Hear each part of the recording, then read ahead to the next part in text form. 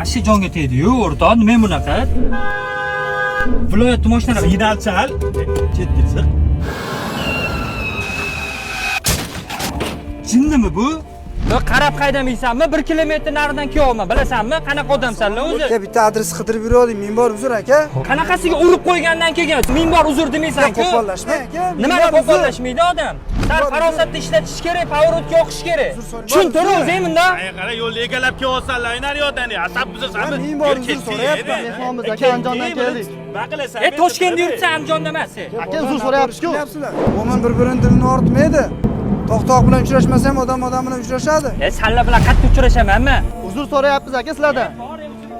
Aka vodiydan kelsa shunaqa ahvol ekanda bu toshkentliklar. Nima vodiyliklar odam emasmi? Yo'g'insan. Hammasi ham shunaqa emas, toshkentliklarni. Mana bunaqa bir ikkita olibtalar chiqib qoladi-da. Sizlarni anchadan beri ko'rmadim, Nurullo. Mirsayt akam ham olib kelganingiz yaxshi bo'libdi. Juda xursandman. Mirsayt aka, siz ham ancha mana chet ellardan malaka oshirib keldingiz. Bizni ishchilarga ham endi sal o'rgatib ketasiz endi bu yoqni. Endi biznes hamkor bo'lganimizdan keyin Albatta, juda bir xursand bo'ldim. Hamkorlikda katta ishlarni qilamiz inshaalloh. Xudo xolasa. Andijonda quruq kelmovdik. Ko'rsatingiz bilan. Shunaqa qilasizda endi. Qani? Shart ham emas-edi lekin. Assalomu alaykum xo'jayin, biz ishlar bajarib keldik. Ro'shoga yaxshi yetib kelib qoldingiz. Andijondan biznes hamkorimiz yetib kelgandi, siz bilan tanishtirishni xohladim. Tanishinglar, bu Ro'shoxon mana ish boshqaruvchi. Assalomu alaykum. Sovg'alarni olingchi. Andijoncha kiygiz shu bo'lsa kerak-da, ha? Bizda yo'q lekin kiygiz. Voy, qo'ymaysizda, qo'ymaysiz. Ravshanxon, qani? Kelingchi.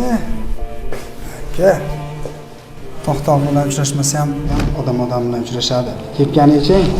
To'xtoq bilan uchrashmasa ham odam bilan uchrashadi. Sen bilan kim uchrashadi? Qo'ying qarab qayda? Payg'ambarimiz alayhissalom aytadilarki, odamlarni toifalamanglar deganlar. Ajratmanglar deganlar. Odam bilan odamning orasida hech qanaqangi farqi yo'q. Bitta fazilat taqvosi bilan o'sha insonning maqomi baland bo'lishi mumkin xolos deganlar. Rot sigaretni olib dedi, chekaylik. Men o'zi endi chekaman deb turdim. Soat kelyapti, yashirib. Rot. Assalomu alaykum. Alaykum assalom. Salomatmisiz? Tuzimiz. Mashinangga o'tir, oshna gapim bor. Nima yap do'stim? Do'stim, nima qilasan ro'za kunida sigaret chekib? Uyalmaysanmi?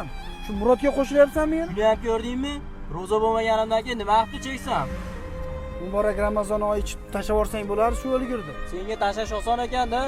Tushunmaysan-da sen. Chekmaganingdan keyin qayerdan bilasan?